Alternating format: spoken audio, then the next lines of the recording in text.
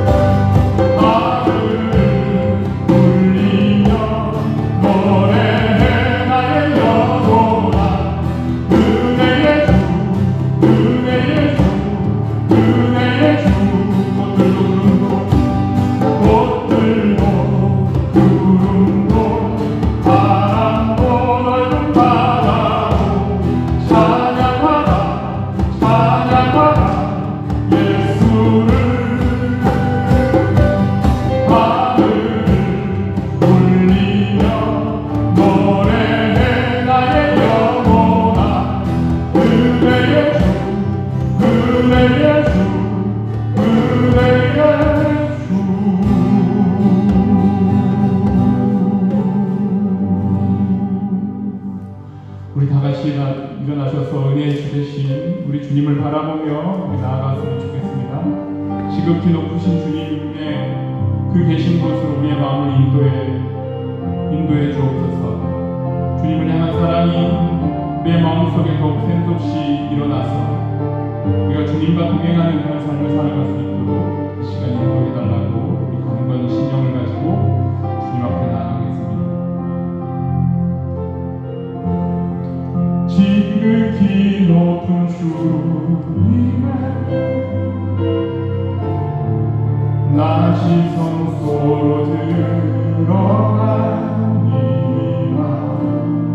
세상의 신을 벗고서 주보좌 앞에 엎드리라. 내 주를 향한 사랑과 그 신뢰가 사그러져 가는 때 하늘로부터 이곳에 장막이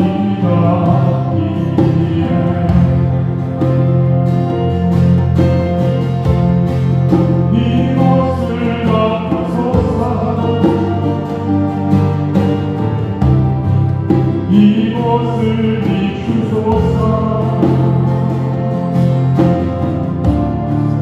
내 안에 무너졌던 모든 소망 다 회복하리니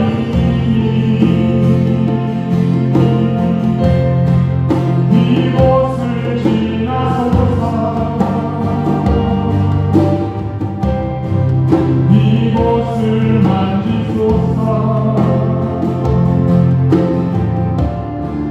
내 안에 죽어가는 모든 예 다 살아나리라.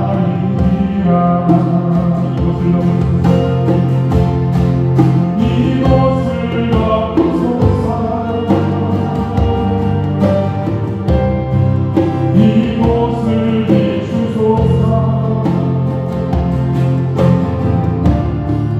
내 안에 무너졌던 모든 소망 다 회복하리니 이곳을 지나소서.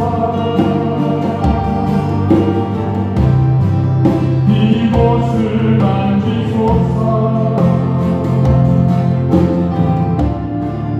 내 안에 죽어가는 모든 예배 다 살아나리라.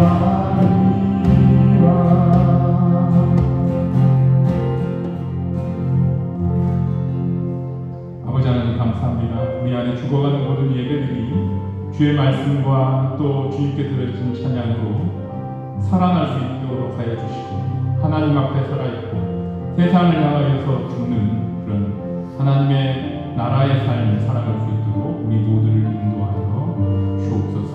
예배를 시종일관을 드리며 예수님 이름으로 기도합니다.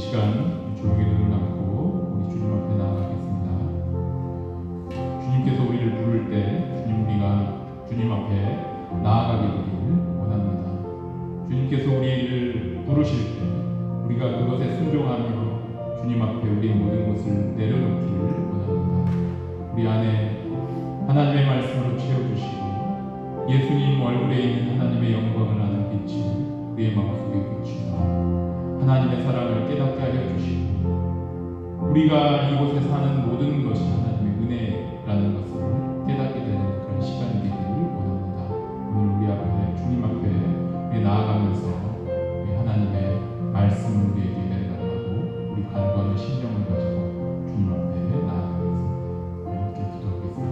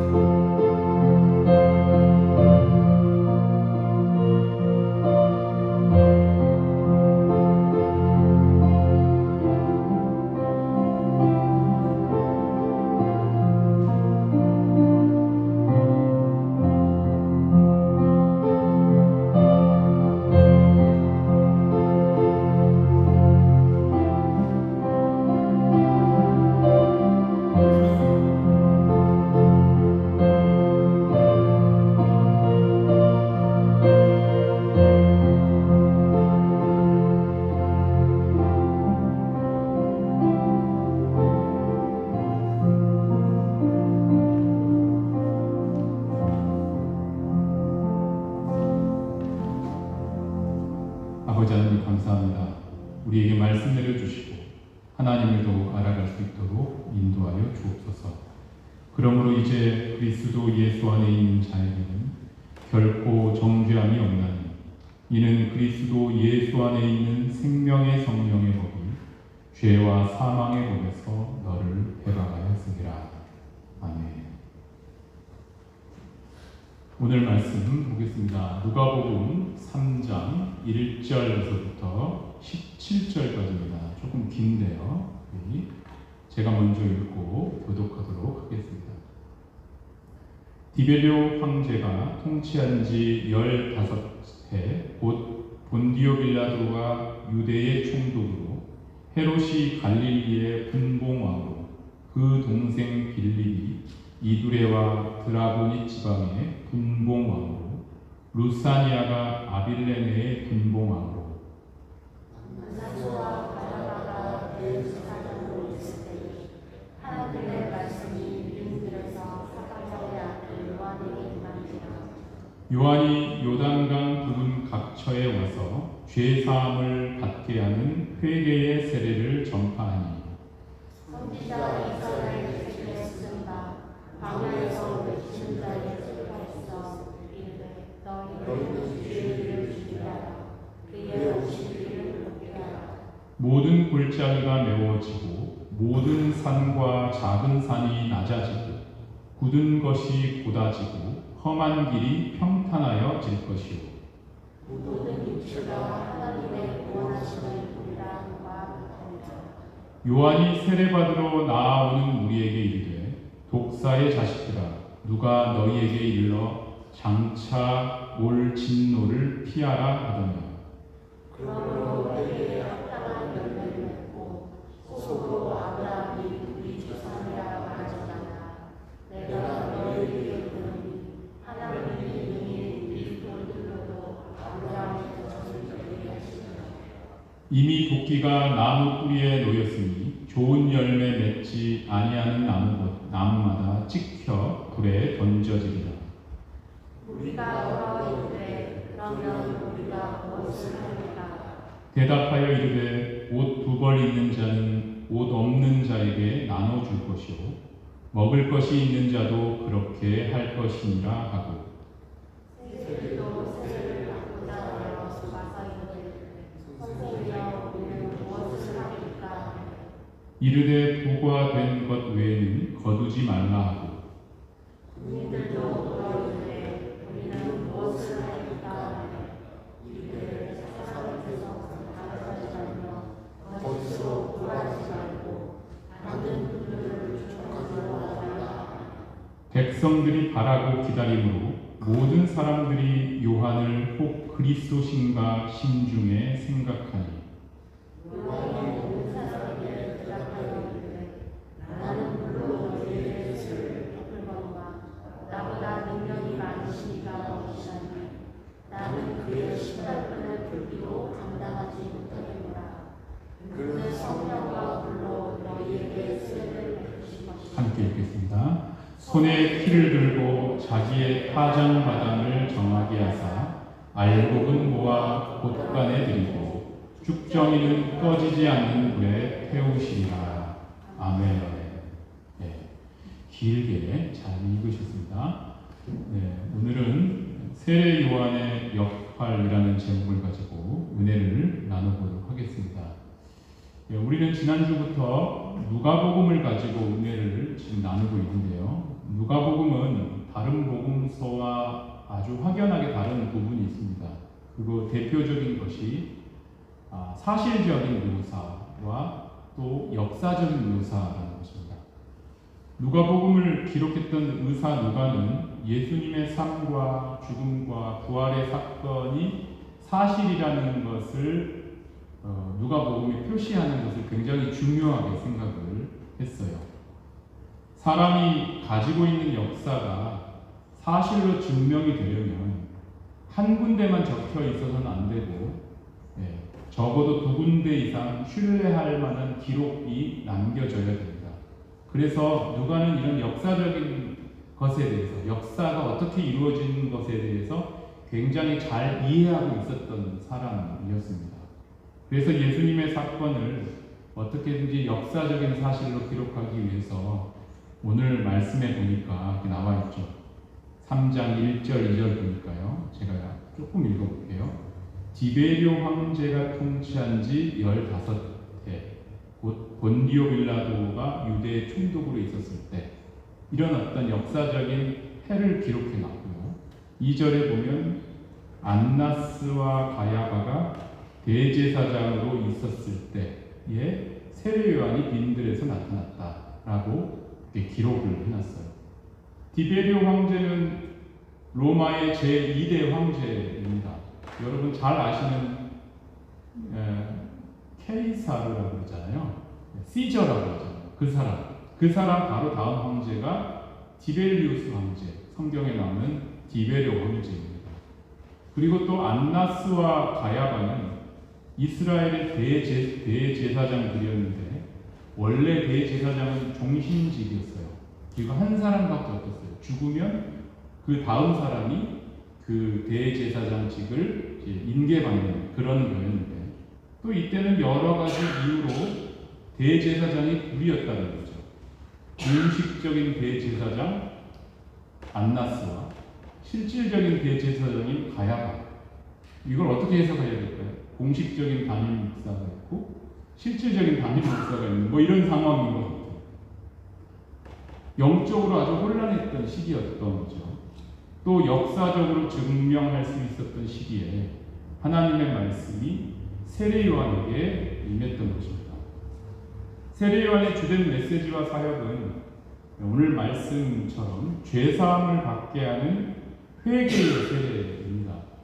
오늘 설교를 통해서 이 회개의 세례가 무엇인가에 대하여 알아보도록 하겠습니다. 오늘 본문 말씀 우리 4절부터 6절까지 우리 중요하니까 한번 읽어보도록 하겠습니다. 함께 있습니다. 선지자 이사야의 책에 쓴 바 광야에서 외치는 자의 소리가 있어 이르되 너희는 주의 길을 준비하라. 그의 오실 길을 곧게 하라.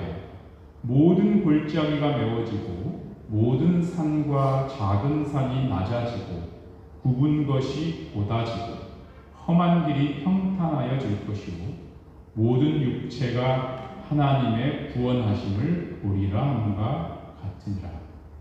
이 4절부터 6절까지의 말씀은 사람이 회개할 때 회개하는 마음에 대하여 우리 국어 시간에 배웠잖아요. 공감각적 묘사를 한 것입니다.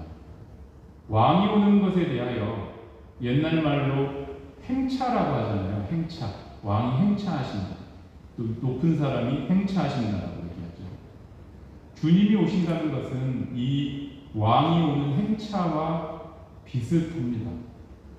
왕이 만약에 이곳에 오려면, 대통령이 이곳에 오려면 정부가 이 길을 준비하기 위해서 먼저 사람을 보내어 왕이 올 수 있도록 안전한지 아니면 또 깨끗한지 이런 것들도 정비하죠.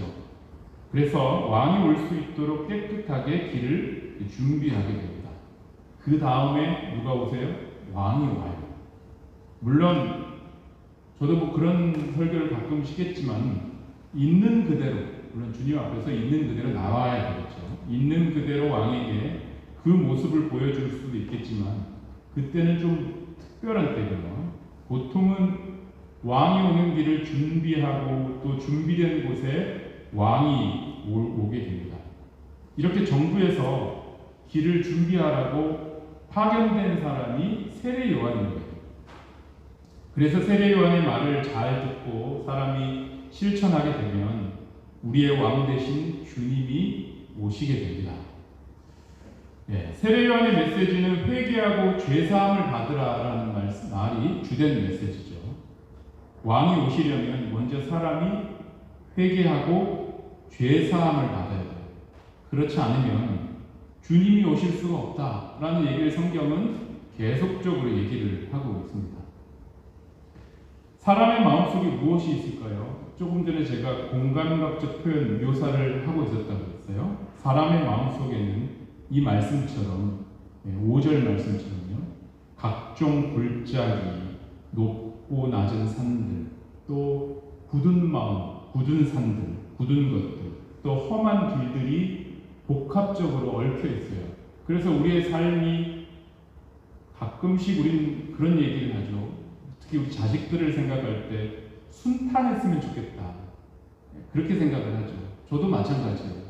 우리 자식들이 순탄한 길을 갔으면 좋겠다라고 생각을 합니다만 사실은 사람 마음속에 있는 것들 때문에 굽은 삶을 살기도 하고 높은 삶을 살기도 하고 낮은 삶을 살기도 합니다.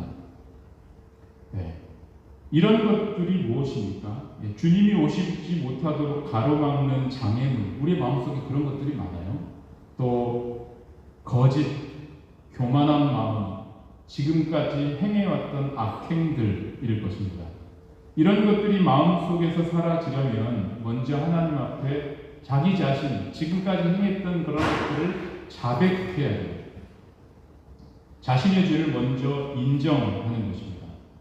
현대 교회와 또 한국 교회에서 영적인 능력이 사라졌죠. 요즘 나타나는 많은 현상들이 교회가 영적인 능력이 사라진 그런 현상들이 지금 사회에서 나타나고 있는 거라고 저는 생각이 듭니다. 그렇게 된 가장 대표적인 것이 바로 이 세례 요한의 메시지를 정확하게 전달하지 않았기 때문이다 라는 저는 생각해요. 그래서 교회 내에 회개하지 않은 사람들로 채워져 버렸어요. 그러면서 근거 없는 축복과 근거 없는 사랑의 메시지가 교회에 가득 차게 되면서 교회가 지금 어떤 상태냐면 왕이 없는 사람의 종교로 변질되어 버렸어요. 조금 전에 우리 찬양하면서 주님은 나의 소망 되시고 위로자 되시고 빛 되시고 반석이고 우리 찬양하면서 많이 고백하잖아요. 근데 실제적인 삶 속에서 주님이 나의 소망 되십니다. 한번 고민해 봐야 되겠죠. 그렇게 왕이 없는 사람의 종교로 변질되어 버렸어요. 누가 교회의 왕인지 모르겠어요. 담임 목사가 왕입니까? 그렇지 않죠. 주님이 왕이신데 보이지 않는 주님께 교회의 어떤 중심 키를 내어드리지 않는 모습이 많이 나타난다는 거죠. 성경에 나오는 구원받은 사람들의 대부분은 세례 요한의 메시지를 듣고 회개함으로 죄사함을 받아 왕이 오시기를 준비한 다음 성령으로 세례를 받았습니다. 사도행전 2장에 나오는 제자들, 이때 성령 세례를 받았죠. 이 제자들은 모두 세례 요한의 메시지를 듣고 회개한 다음에 예수님을 따라다닌 다음에 성령 세례를 받았어요. 그렇게 준비한 다음 예수님이 주시는 성령과 불로 세례를 받은 것입니다. 이런 제자들의 성령 세례를 목격한 각 나라에서 온 유대인들은 아직 요한의 세례를 받지 못했던 그런 사람들이었어요. 그런데 이런 제자들의 모습을 목격하고 사도 베드로의 설교를 듣고 죄 사함의 세례를 받은 다음에 그 다음에 성령의 충만함을 얻게 되었습니다. 또 사도행전 19장에 보면 에베소에서 전도하던 사도 바울의 일행들이 12명 정도 되는 사람들을 만나게 돼요. 이때 사도 바울이 물어봐요. 너희는 믿을 때에 무슨 세례를 받았느냐? 그랬더니 요한의 세례를 받았다라고 얘기해요. 그러면서 이들이 언제 요한의 세례를 받았는지는 나오지는 않지만 이들은 회개를 통하여 왕 되신 예수님이 오시기를 준비하는 과정에서 사도 바울의 일행을 만나 성령으로 세례를 받게 되는 장면이 사도행전 19장에 나옵니다. 결국 회개와 죄사함 이후에 마음이 정돈된 다음 성령이 오시는 것을 우리는 성경적 증거로 알 수 있다는 거죠. 그러면 사람이 진정으로 회개했다. 이게 굉장히 중요해요. 회개를 했느냐 안 했느냐가 너무 중요한데 진정으로 회개한 것을 우리가 어떻게 알 수 있습니까? 라고 오늘 본문 말씀은 그 부분에 대해서 아주 많이 가르쳐주고 있습니다. 우리 8절 우리 다 같이 한번 읽어볼게요. 함께 읽습니다. 그러므로 회개에 합당한 열매를 맺고 속으로 아브라함이 우리 조상이라 말하지 말라. 내가 너희에게 이르노니 하나님이 능히 이 돌들로도 아브라함의 자손이 되게 하시리라. 진정으로 회개를 한 사람은 먼저 그 마음속에 하나님을 두려워하는 마음이 있어요. 그래서 하나님을 두려워하기 때문에 지금까지 자신이 했던 삶의 방향을 바꾸는 행동 같은 것들을 그 삶 속에서 굉장히 많이 나타냅니다. 완벽하다는 얘기는 아니에요. 회개는 그것에 합당한 열매로 알게 돼요. 내가 회개했다, 내 죄를 주님 앞에 드러냈다란 말로 되는 것이 아니라 회개에는 합당한 열매라는 것이 드러나게 됩니다. 이것에 대하여 오늘 본문 말씀은 아주 구체적으로 우리에게 가르쳐주고 있는데요. 우리 11절 다 같이 한번 읽어보겠습니다. 대답하여 이르되 옷 2벌 있는 자는 옷 없는 자에게 나눠줄 것이요 먹을 것이 있는 자도 그렇게 할 것이니라 하고 우리의 마음속에는 무엇이 있냐면 욕심이라는 것이 있습니다. 그래서 사람은 자기에게 있는 것은 잘 보이지 않아요. 뭐가 잘 보이겠습니까? 자기에게 없는 것이 잘 보여요. 그래서 자꾸 욕심을 내요. 그런데 회개를 하는 사람은 이 욕심이 그 마음속에 있다 할지라도 하나님을 두려워하기 때문에 자기 자신의 것을 나누는 쪽으로 삶의 방향을 바꾸는 사람이에요. 그러니까 욕심이 내 안에 있다고 할지라도 그 욕심이 있다는 것을 인지하고 하나님을 두려워해서 하나님의 말씀을 지키는 쪽으로 자신의 삶을 바꾸는 중이라는 거예요. 옷 2벌 있는 것이 잘 사는 것이 아니잖아요. 조금 있는 거 조금 있는 거 그게 잘 사는 것이 아님에도 불구하고 하나님을 두려워함으로 삶을 나누는 쪽으로 옮기기 위해서 노력하는 자가 회개한 자의 특징이라는 것을 오늘 본문 말씀은 세례 요한의 메시지를 통하여 우리에게 가르쳐주고 있습니다. 12절, 13절을 다 같이 세리들도 세례를 받고자 하여 와서 이르되 선생이여 우리는 무엇을 하리이까 하매 이르되 부가 된 것 외에는 거두지 말라 하고 그 당시에 세리들은 유대 민족의 반역자들로 취급받았던 사람들이었습니다. 나쁜 사람들이었어요. 한마디로. 이들도 세례 요한의 메시지를 듣고 자신들이 지금까지 살아왔던 삶을 바꾸기를 원했어요. 그러니까 회개는 자기의 삶의 방향을 바꾸는 것을 얘기해요. 중요한 것은 회개는 조금 전에 말씀드렸던 것처럼 자신의 삶의 방향을 바꾸는 것입니다. 세리들이 만약에 이런 질문을 다른 사람들에게 했다면 다른 사람들은 직업을 바꾸라고 얘기할 수도 있었을 것 같아요. 그 직업 자체가 사람들에게 욕을 먹는 그런 직업이었기 때문에 그렇습니다. 하지만 세례 요한은 직업을 바꾸라고 말하지 않았어요. 그 직업 현실 속에서 최대한 정직하고 또 공정하게 일을 처리하라고 그렇게 요구하게 됩니다. 세리하면 생각나는 사람이 있는데요. 누가복음 19장, 앞으로 우리가 볼 19장에 세리장 삭개오라는 사람이 아주 대표적인 사람입니다. 삭개오는 예수님을 만난 후에 자기가 지금까지 만약에 뺏은 것이 있다면 이 뺏은 것에 대하여 4배를 갚고 또 재산의 반을 가난한 자들에게 나누겠다라고 말합니다. 이 말은 본인이 직접 얘기하는 것일 수도 있겠지만 사실은 구약에 나오는 율법을 지키겠다는 말이에요. 율법에 그런 내용들이 나와요. 삭개오가 회개하고 이제부터는 율법을 지키겠다, 하나님의 말씀을 지키겠다는 다짐을 그렇게 한 거죠. 회개는 다른 것이 아니라 하나님의 말씀인 율법으로 돌아오는 것을 의미합니다. 구약의 율법을 사람이 잘 지키려면 먼저 자기만 가지려고 하는 뭘 내려놔야 될까요? 욕심이라는 것을 내려놔야 돼요. 사람들은 누구나 많은 것이 자기 것이 되었으면 좋겠다고 생각합니다. 하지만 율법은 많은 것을 자기 것으로 만드는 것을 금지시켰어요. 구약에 보면 그런 내용들이 나오는데요. 어느 정도 시간이 지나면 사람마다 능력의 차이가 있기 때문에 어떤 사람은 부자가 되고 같은 그런 조건을 가지고 함께 같은 시간에 시작해도 능력의 차이 때문에 어떤 사람은 부자가 되고 어떤 사람은 가난한 사람이 되죠. 하지만 어느 정도 시간까지는 그것을 용납해도 그 시간이 지나면 자기가 가지고 있는 재산을 원주인에게 돌려줘야 하는 것이 하나님 그 율법에 아주 중요하게 나와 있어요. 그게 율법의 정신이고 하나님을 사랑하는 것처럼 자기 몸을 사랑하는 것처럼 이웃을 사랑하는 그런 정신입니다. 회개는 지금까지 그렇게 등한시해왔던 율법의 정신을 지키겠다는 다짐 같은 것입니다. 우리 14절 우리 다 같이 함께 읽습니다.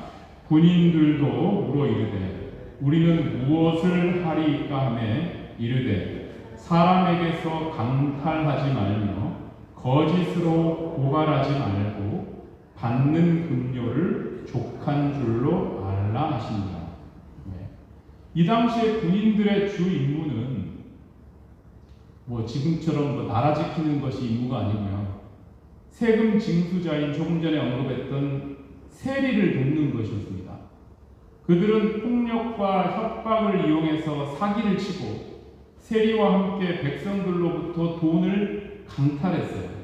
이렇게 얻어진 소득으로 군인들은 자신의 주머니를 채운 그런 상태였습니다. 이런 군인들도 세례 요한의 메시지를 듣고 이제 마음이 움직인 거예요. 대개 사람들은 자신의 잘못에 대하여 인정하지 않고 자신이 한 잘못조차도 정당화하려고 하는 경우가 굉장히 많죠. 그래서 사람들은 그것이 나쁜 줄 알면서도 그것을 나쁘다고 말하기가 어려워요. 군인들에게 강탈이라고 얘기하면 강탈한 군인들이 싫어해요. 그냥 그것을 조금 포장해서 얘기해주면 나라 일이다 이렇게 얘기해주면 좋아하죠. 너무 이렇게 다이렉트하게 도둑질이라고 하고 강탈이라고 얘기하면 그것을 한 사람조차도 되게 싫어해요. 하지만 세례 요한은 아주 정확하게 말해줬어요. 너희가 지금까지 한 행동은 강탈이고 도둑질이다. 그러니까 도둑질 그만하고 너희 급료만 받고 그런 짓 하지 마라. 이 군인들이 이 말을 듣기가 과연 쉬웠을까요? 듣기가 어려웠지만 왕이 오시길 바라는 마음으로 이 듣기 어려운 이 말을 들으려고 노력했을 것이다 라고 저는 생각합니다. 회개는 이런 것입니다. 지금까지 살아왔던 것들 중에서 확연하게 잘못된 것들 또는 잘못되었음에도 불구하고 스스로 정당화했던 것들을 잘못했다고 인정하고 자신의 삶을 바꾸려고 하는 자세인 것이죠. 이 말을 들은 백성들의 마음이 얼마나 시원했겠죠, 그렇죠? 자신들을 못 살게 굴었던 세리들과 군인들에게 회개에 합당한 열매를 맺으라라고 얘기를 해주니까 자기들이 못하는 말을 세례 요한이 해준 거죠.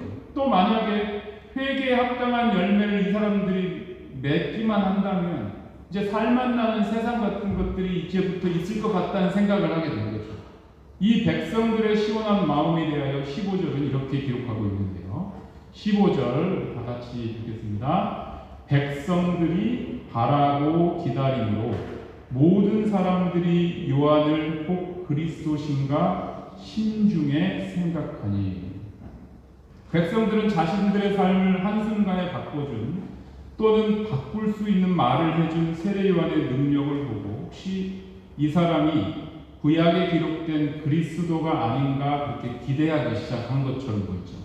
이렇게 회개는 사람들에게 그의 합당한 열매들을 가질 수 있게 해줍니다. 하지만 세례 요한의 사역은 아직 그리스도의 사역이 아니라 그리스도를 준비하는 사역입니다. 제가 이 얘기를 왜 말씀을 드리냐면 회개를 한 상태를 가지고 교회에서 은혜 받았다라고 얘기해서 지금까지 살았던 우리가 교회가 그것 가지고 살았던 느낌이 많이 든 거예요. 그렇지 않다라는 것을 얘기하고 싶은 것입니다. 세례 요한의 사역은 아직 그리스도의 사역이 아니라 그리스도가 오기까지 준비하는 사역입니다. 중요한 것은 이러한 회개를 피해가서는 안 된다는 거예요. 뭐 여기 계신 분들은 안 피해갔다고 생각하지만 혹시 마음속에 나는 피해갔나라고 생각하면 세례 요한의 메시지를 가지고 내가 회개할 것이 있는가 찾아봐야 된다는 것입니다. 회개의 메시지는 사람들의 인생의 방향을 바꾸어 주지만 오늘 우리가 나누는 것처럼 듣기가 거북해요. 훔친 사람에게 훔쳤다고 말하는 것이 당연한 거죠. 하지만 말하기가 어려운 것이 현실입니다. 그럼에도 세례 요한은 사람들에게 회개하고 그의 합당한 열매를 맺으라고 아주 담대하게 선포했어요. 이에 사람들은 그의 메시지에 응답하여 자신들의 삶의 방향을 바꾸기 시작했습니다. 오늘 본문 말씀이 우리에게 가르쳐주는 가장 중요한 것은 우리 주님이 오시기 전에 우리 다 소망을 가지고 있잖아요. 우리 주님이 소망 되시고 나의 주인 되시고 나의 또 영원한 인도자 되시고 위로자 되신다. 우리 주님이 내 안에 왔으면 좋겠다. 그런 소망을 다 가지고 있잖아요. 또 나를 완전히 장악해달라고 그런 소망을 다 가지고 있다고 생각해요. 중요한 것은 이 주님이 오시기 전에 먼저 율법이 회복되어야 된다는 것입니다. 해이해졌던 율법의 정신이 회개의 메시지를 통하여 회복되고 사람들의 행동의 방향이 바뀌어 먼저 율법을 잘 지킨다는 것은 인간이 된다는 것을 얘기해요. 은혜 받기 전에 뭐가 돼야 된다고요? 먼저 인간이 되어야 돼요. 인간이 되기 전에 은혜부터 받더라고요. 그게 잘못됐다라고 얘기하는 것입니다. 교회가 그것을 가르쳤어요. 회개하지 않는 사람들이 너무 많아졌어요. 감정적으로 하나님을 아는지 모르겠어요. 마음으로는 하나님을 따르지 않는 사람들이 교회에 너무 많아졌어요. 그래서 교회가 지탄받고 있는 것입니다. 서로 강탈하고 서로 미워하는 것이 잘못되었다는 것을 인정하고 하나님을 두려워하는 마음을 가지고 삶의 방향을 바꾸는 것이에요. 하나님을 사랑하는 마음이 있다고 하지만 하나님을 두려워하는 마음이 하나도 없어요. 교회에. 하나님을 만약에 두려워한다면 그렇게 행동하지 않아요. 율법을 해이하게 생각하지 않아요. 어떻게든지 그 안에서 살아가려고 노력하는 자세가 있단 말이에요. 그것이 교회에 사라져버렸어요. 더 중요한 것은 뭐냐면 이것은 아직 구원에 이른 것이 아니라는 거죠. 세례 요한은 사람들에게 아주 명확하고 정확하게 이야기해 줬어요. 16절 우리 다 같이 했습니다. 시작. 요한이 모든 사람에게 대답하여 이르되 나는 물로 너희에게 세례를 베풀거니와 나보다 능력이 많으신 이가 오시나니 나는 그의 신발끈을 풀기도 감당하지 못하겠노라. 그는 성령과 불로 너희에게 세례를 베풀 것이라. 세례 요한은 본인의 사역과 능력에 대하여 아주 정확하게 말했죠. 사람들은 자신들의 문제를 해결해준 세례 요한을 그리스도가 아닌가, 이 사람이 우리를 구원할 자가 아닌가 그렇게 생각했지만 세례 요한은 이것이 끝이 아니라고 말한 거예요. 끝이 아니라 이후에 자신보다 훨씬 능력이 많으신 분이 오셔서 사람들에게 물로 주는 죄사함의 세례가 아닌 성령과 불로 세례를 주신다고 많은 사람들 앞에서, 거의 모든 사람들 앞에서 선포한 거죠. 오늘 본문 말씀을 통하여 우리가 정확하게 알 수 있는 것은 세례 요한의 사역은 예수님이 오시는 준비이며 이러한 준비 없이는 우리 주님은 오시지 않는다는 것입니다. 요즘 교회의 가장 큰 문제점이 바로 여기에 있어요. 회개 없는 은혜, 회개 없는 성령의 세례를 선포한 것입니다. 또 그것만큼 중요한 것은 요한의 세례인 회개만 가지고 자신의 삶이 바뀌었다고 자부한 거죠. 그런 사람들이 많아요. 회개 안 한 사람들과 회개까지만 한 사람들이 교회에 너무 많은 거예요. 성령의 사람들이 사라지고 있는 그런 상황인 것입니다. 이 두 가지 양극단에서 벗어나 회개를 통하여 주님이 오시는 길을 준비하게 되시기를 예수님의 이름으로 축원드립니다. 말씀을 맺습니다. 오늘은 세례 요한의 역할이라는 제목을 가지고 은혜를 나누는데요. 세례 요한은 우리 주님이 오시는 길을 준비하는 사람입니다. 주님이 우리 안에 오시려면 먼저 세례 요한의 메시지를 듣고 회개해야 해요. 자기 자신 안에 있는 확실한 것들, 이런 것들을 주님 앞에 자백해야 돼요. 고백하는 것이 너무 중요해요. 이렇게 회개한 사람은 회개에 합당한 열매인 율법을 그 삶 속에서 회복하게 됩니다. 자기만 살려고 하는 욕심을 내려놓고 하나님의 말씀을 따르려는 노력이 그 삶 속에서 있게 돼요. 제자들은 그렇게 살았어요. 예수님은 그렇게 쫓아다녔어요. 그러다가 성령의 세례를 받는 거예요. 이러한 노력 이후에 예수님은 성령과 불로 세례로 사람에게 다시 찾아오십니다. 저와 여러분이 이러한 성령과 불로 찾아오시는 예수님이 오시는 길을 준비하는 그런 삶. 그래서 우리 조금 전에 찬양했던 것처럼 열방의 소망 되시고 우리의 위로자 되신 또 영원한 소망 되신 우리의 생명의 주를 우리의 마음속에 모심으로 주님의 은혜로 말미암아 우리가 회복되는 저와 여러분 되시기를, 또 그런 삶을 준비하는 삶을 살아가게 되시기를 예수님 이름으로 축원드립니다. 우리 함께 우리의 마음을 열고 우리 꽃들도 우리 함께 찬양하기로 합니다. 눈물 골짜기 지나갈 때 우리의 마음속에 주님이 찾아오셔서 열매가 맺히고 웃음의 주님과 함께하는 웃음의 소리가 넘쳐나는 그런 시간이 오기를 우리가 소망하며 주님 앞에 나아가겠습니다.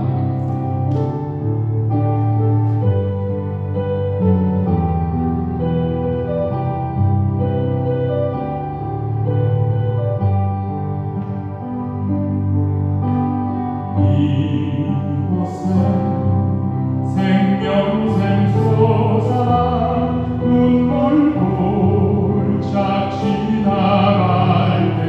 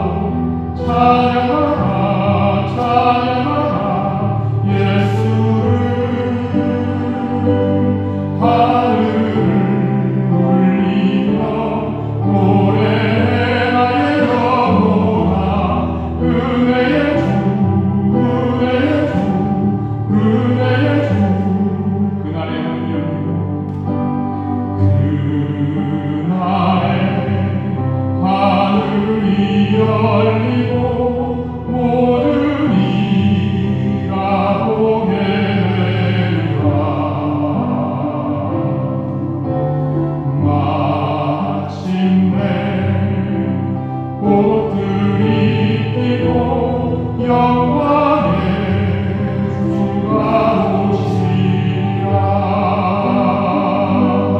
꽃들도 구름도 바람도 넓은 바다도 찬양하라 찬양하라 예수를.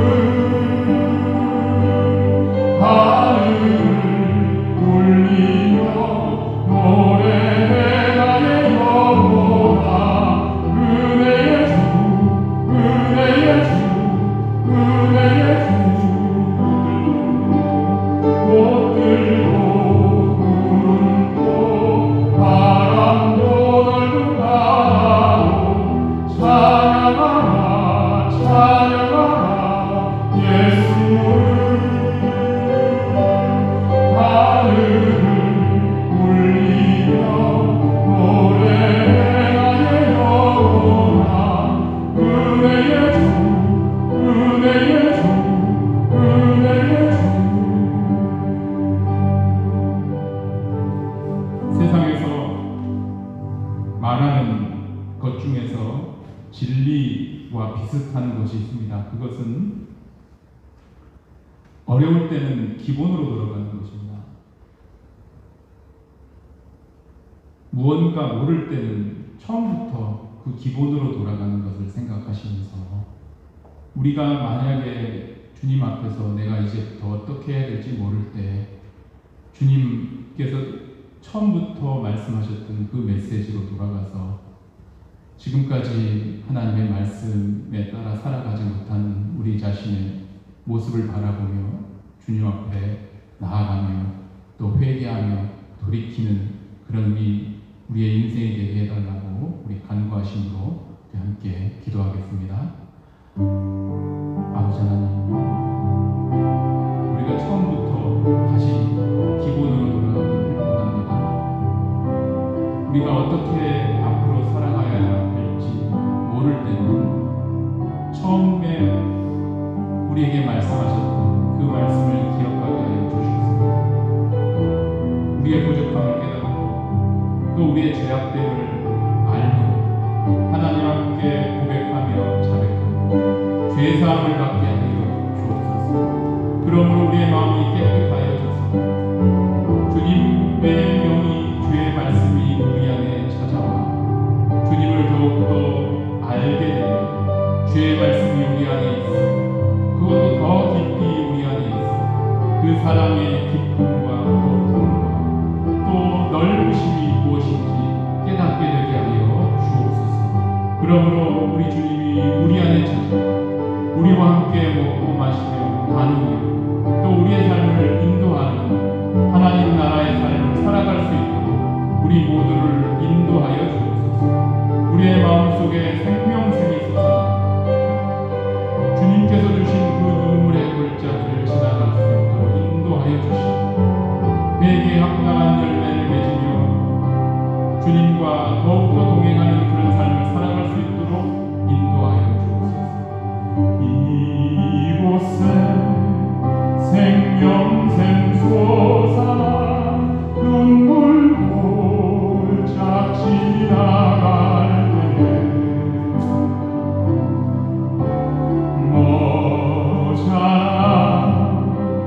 열매 맺히고 웃음소리 넘쳐나리라.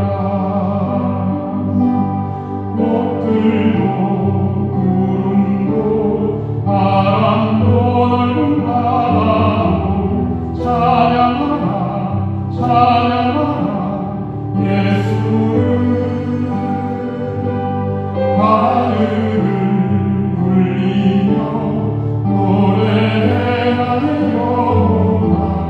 은혜의 주 은혜의 주 은혜의 주. 아버지 하나님 감사합니다. 오늘 세례 요한의 역할이라는 제목을 가지고 우리가 은혜를 나누었습니다. 힘들 때는 또 흔들릴 때는 주님께서 처음부터 우리에게 하셨던 그 말씀을 우리의 마음속에 기억하게 하여 주셔서 다시 그 처음의 사랑이 회복되는 그런 우리가 될 수 있도록 우리를 인도하여 주옵소서. 감사드리며 예수님 이름으로 기도합니다. 아멘. 찬송가 50장 부르시면서 중요한 명령을 드리도록 하겠습니다.